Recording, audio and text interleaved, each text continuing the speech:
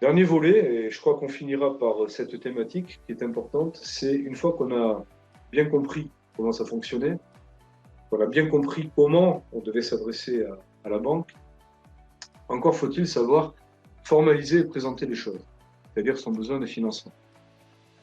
Alors, trop de dirigeants encore confondent business plan et prévision comptable, hein. C'est ce que je disais en introduction la semaine dernière, mais c'est vrai. Malheureusement, c'est pas parce qu'on a des beaux tableaux chiffrés que l'affaire est faite, quoi. Loin de là. Donc, il faut soigner surtout, euh, et pour rassurer les banquiers, tout le volet d'amont, c'est-à-dire le projet stratégique et sa présentation. Donc, surtout, le BP ne doit pas se réduire à la seule section financière. Et le dirigeant doit d'abord présenter un projet solide et convaincant à l'appui de sa demande de financement, c'est-à-dire un projet qui va permettre sur 3 ans de démontrer que la boîte est rentable ou va l'être, en tout cas, l'année suivante ou dans 2 ans. Et là, on comprendra que la boîte puisse à court terme faire des pertes, okay, parce qu'elle s'inscrit dans un schéma de moyen terme. Cette règle, évidemment, elle reste incontournable, quelle que soit votre situation, en création, en développement, en croissance externe, en investissement, voire en difficulté.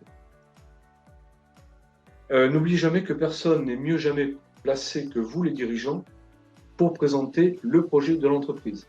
Je connais trop de chefs d'entreprise qui s'en remettent à nous, les conseils, voire aux experts comptables, aux avocats d'affaires, pour aller voir la banque et défendre leur projet.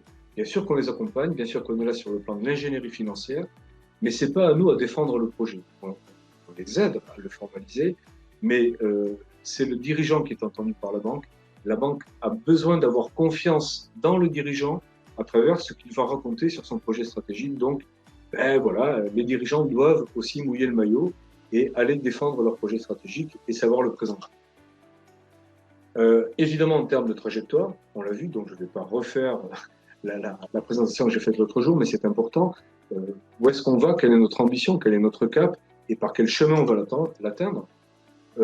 Évidemment, seul le dirigeant est en capacité d'expliquer à la banque la profondeur et les caractéristiques propres du marché sur lequel il est positionné, et surtout de l'adéquation, vous savez, entre les atouts de l'entreprise et l'attractivité de ces segments de marché.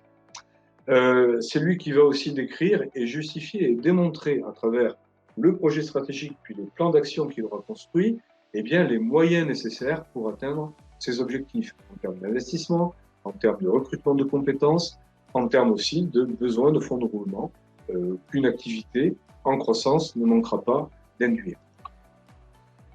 Donc, il est vachement important de savoir construire et de s'approprier, vous savez, ce que j'appelle l'infomémo, c'est-à-dire à la fois le projet stratégique et le business plan.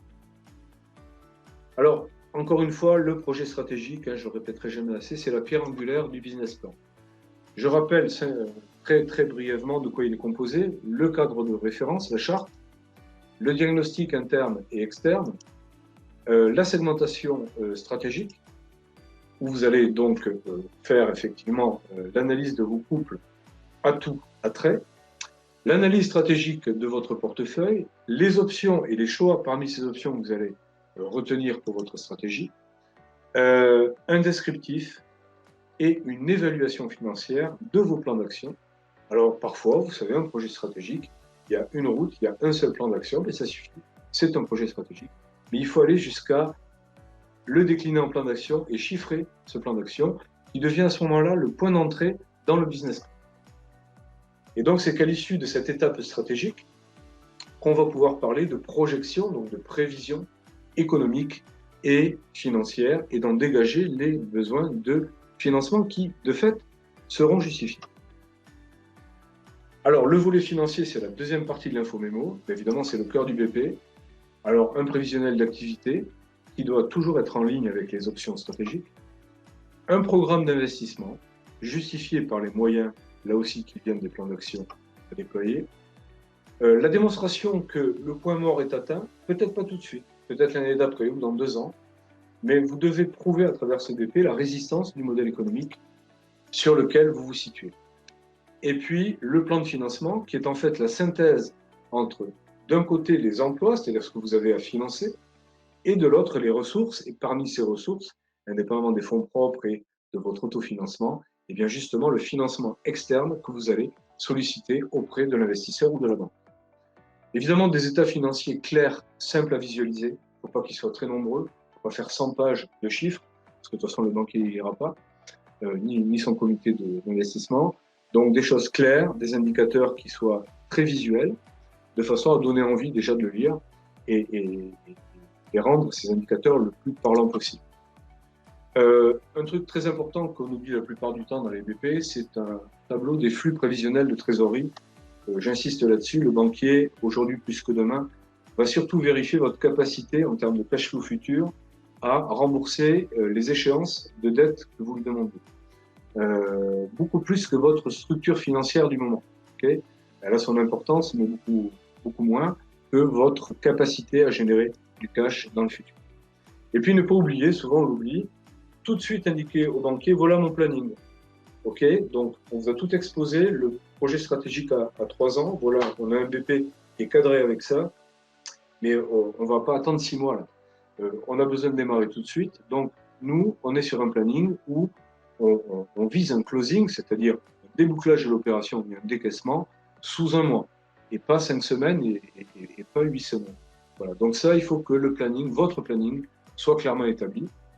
Et d'ailleurs, il doit reboucler avec les objectifs stratégiques que vous aurez su démontrer et présenter. Bon, ça c'est important. Lorsque vous présentez votre dossier, il faut qu'en moins de 5 minutes, l'auditeur ou le lecteur se fasse une opinion.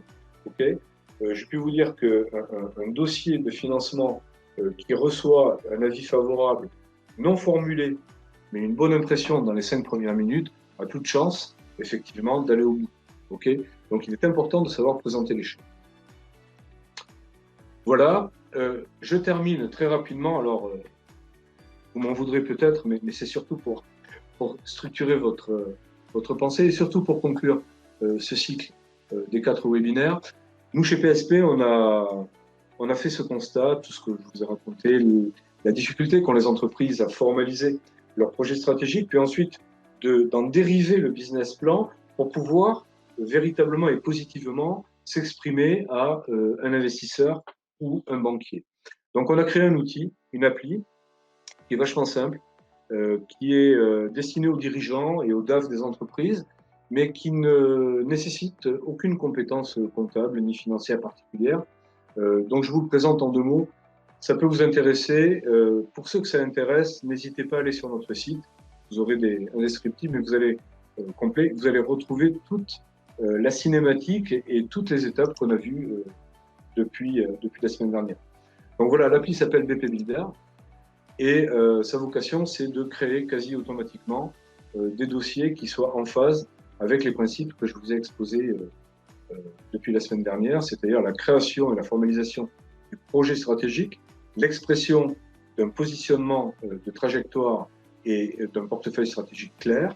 Et ensuite, ça permet également de présenter les plans d'action, de les chiffrer et d'en dériver automatiquement tous les tableaux financiers nécessaires au business. Donc, comment ça fonctionne, hein, je prends 3 secondes. On commence par reprendre en fait les éléments passés de l'entreprise. Là, on a la chance de travailler avec des bases de données externes. Et donc, en quelques secondes, on récupère 3 ans d'historique de compte à partir des liasses fiscales qu'on s'approvisionne auprès des bases de données des greffes de tribunaux de commerce. Donc, on a déjà tout l'historique de l'entreprise. Et puis ensuite, ben voilà, vous allez introduire vos données stratégiques. Vous allez expliquer un petit peu les produits, les services, comment vous les analysez aujourd'hui, qu'est-ce que vous voulez en faire demain. Et l'appli va vous générer, exactement sous la forme que je vous l'ai présentée, vos matrices stratégiques, d'une part à l'origine, d'autre part à horizon de votre business plan, c'est-à-dire à 3 ans. Et là, de façon très visuelle, on voit exactement où vous allez. Elle propose aussi, cette appli, de schématiser de façon très brève, mais très claire et très illustrée, vos plans d'action. Voilà, avec les trajectoires, d'une part concernant les attraits du marché, d'autre part les atouts de l'entreprise. Et c'est très visuel. On voit pour chacun des critères quel est l'effort et le parcours que doit effectivement accomplir l'entreprise pour être au rendez-vous de cet objectif. Et finalement, quel est l'effort en termes de plan d'action qu'elle doit faire au niveau des investissements, des recrutements, et de façon à pouvoir chiffrer précisément les besoins de financement ramenés donc à son projet stratégique. Voilà, une fois que tout ça c'est fait, on rentre les prévisions d'activité, hein, aussi bien les ventes que les frais généraux, que les prévisions d'embauche donc de RH, on programme nos investissements, on fait des projets et des prévisions et on fait effectivement des simulations d'emprunt, quelle est finalement la meilleure solution pour financer le projet. Et à la suite de quoi, eh bien l'appli va vous générer automatiquement votre business plan, à la fois par des indicateurs très visuels. Voilà, ici on a, vous voyez, donc, une page d'indicateur qui permettent en un seul coup d'œil de voir la trajectoire de la boîte à 3 ans, aussi bien sur son exploitation que sa trésorerie, sa structure financière et son niveau de performance. Et évidemment, l'appli, mais ça c'est presque une formalité, va générer automatiquement les états nécessaires à la constitution de votre business plan en termes de résultats prévisionnels, de synthèse des flux économiques et financiers, mais également de tableau des flux de trésorerie, et pour déboucler en final sur l'état de synthèse de la demande de financement, qui est le plan de financement, de façon à pouvoir appuyer votre demande de financement, ce plan de financement naissant automatiquement de tous les éléments, à la fois historiques, mais surtout stratégiques et d'avenir, que vous avez introduits dans l'appli.